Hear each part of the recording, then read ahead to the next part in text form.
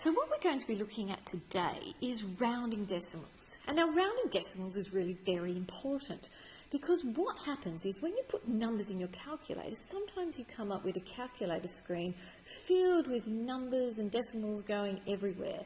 And you don't want to spend your time writing those all down. That's just a waste of your time. So what we have to do is we have to be able to do what we call rounding. Now rounding is really very simple and people get upset about it, but they shouldn't. So none of you are going to get upset about it because you're going to learn it properly right now. What you're going to do is you're going to look at a decimal and then you're going to cut it at a certain amount of decimal places. And then you're going to look at the number that is directly to the right of where you have cut. And if this number is 0, 1, 2, 3, 4, 5, well, I shouldn't say 5. If it's 0, 1, 2, 3 or 4, we're going to leave the number exactly as it is. Sometimes people call it round down, but I just like to say we're just leaving it the same. If the number is 5, 6, 7, 8 or 9, we're going to add 1 to that number that's just before your cut. And this is called rounding up. Now when we do round up, there's a couple of things we should know. That means our answer is no longer exact. So sometimes you see that represented with two wavy lines that look like this, two waves. Or sometimes you see it written as an equal sign with a dot above and below it, which is our approximate sign. So let's have a look at some examples. And you might want to put these examples in your notes. Let's have a look. Round 86.26 correct to one decimal place. So this is what you're always going to do. You're going to look at one decimal place. That means one number after our decimal point. And then you're going to put a cut there. There is my cut. And you're going to look at the number that is directly behind your cut. I'm going to draw some eyes. They're red eyes because they're tired like all of you at this point in time. Now that number here is a 4. And according to my rule, if that is a 4, then I don't do anything to the number in front. So now what I do is I'm going to write this down as 86.2. I've got one decimal point, and that's what I've been asked to do. I've been asked to round to one decimal place. So I have one number after my decimal point. And that's how easy it is. We're done. Now you can see I've got exactly the same number here. And I should have written 1. Let's see, we're going to round that to 2 decimal places. So let's go through and we're going to count 1, 2, and then I'm going to put my cut. And then I'm going to look at this number after my cut, and this number after my cut we can all see is a 6. Now if this number is 5, 6, 7, 8 or 9, that means I have to add 1 to the number in front. So if I add 1 to 4, it becomes 5.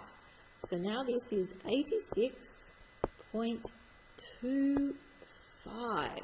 And it's done.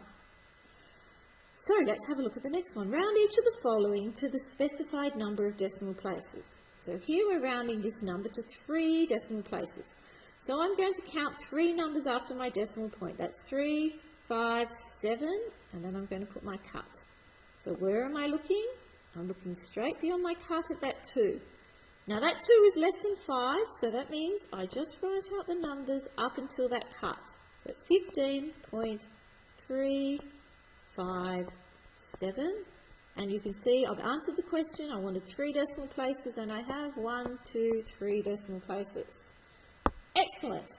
So let's have a look at 4 decimal places. What do? We count 1, 2, 3, 4 decimal places, and then we have to put a cut. Now, this number is 5, so that means we have to add 1 to the number in front.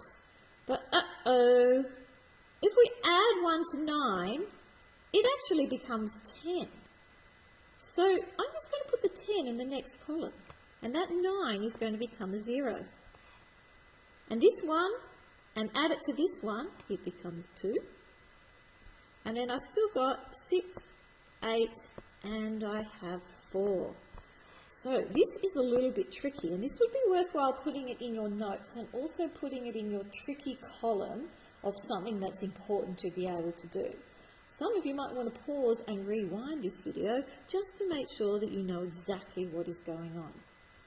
So let's have a look at this next number. We're going to round to 2 decimal places. 1, 2, we've got the same thing going on. This 6 means I have to add 1 to 9, So if I add 1 to 9, it becomes 10. So I'm going to put the 0 down. The 1 goes to the next column. 6 plus 1 is 7.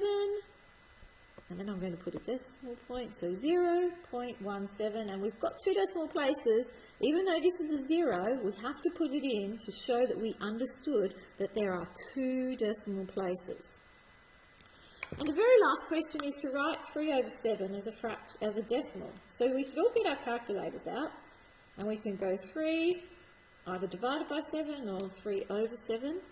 And we should write down what it says on our calculator screen, which in this case is 0.428571428 and it gets really boring to write that out. So thank goodness we're going to round to 2 decimal places, so we're going to count 1, 2, put my cut in. I'm going to look at my 8. Is that bigger than 5? Is it 5 or bigger? Yes, it is.